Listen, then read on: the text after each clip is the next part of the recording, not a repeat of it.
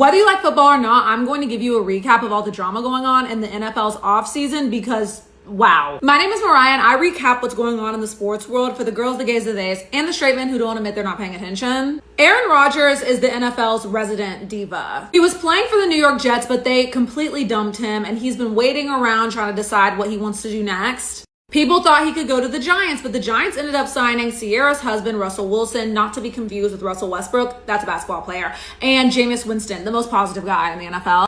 Jameis Winston is probably not going to be the starting quarterback for the Giants, but at least he was rescued by the stench that is the Cleveland Browns, who finally publicly admitted that they took a big swing and a miss when they made Deshaun Watson the highest paid player in the NFL. If only there were some red flags, like approximately 30 lawsuits against him. But Deshaun responded in true athlete who's been accused of being a danger against women fashion by posting a workout video and saying he's ignoring the doubters and the haters. Anyways, it looks like our diva is going to the Pittsburgh Steelers because nobody else wants his ass. Now, the Steelers need a quarterback, so they're kind of begging for spare change with Aaron, like, please come to our team. Because they just traded for DK Metcalf, who's a wide receiver.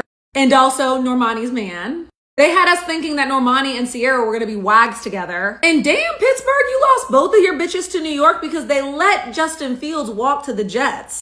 So now the Steelers have a talented wide receiver in George Pickens, who's the biggest crash out in the NFL. I mean, there are literal crash out highlight tapes of him. And DK Metcalf, who's also a crash out, but nobody to throw to them. But then they broke the internet because Aaron Rodgers did a throwing session with the Steelers' DK Metcalf. Does this mean he's going there? No. Aaron seems to be waiting for the NFL draft to see if they draft a quarterback because he has trauma that he's been replaced with a young quarterback in the draft before.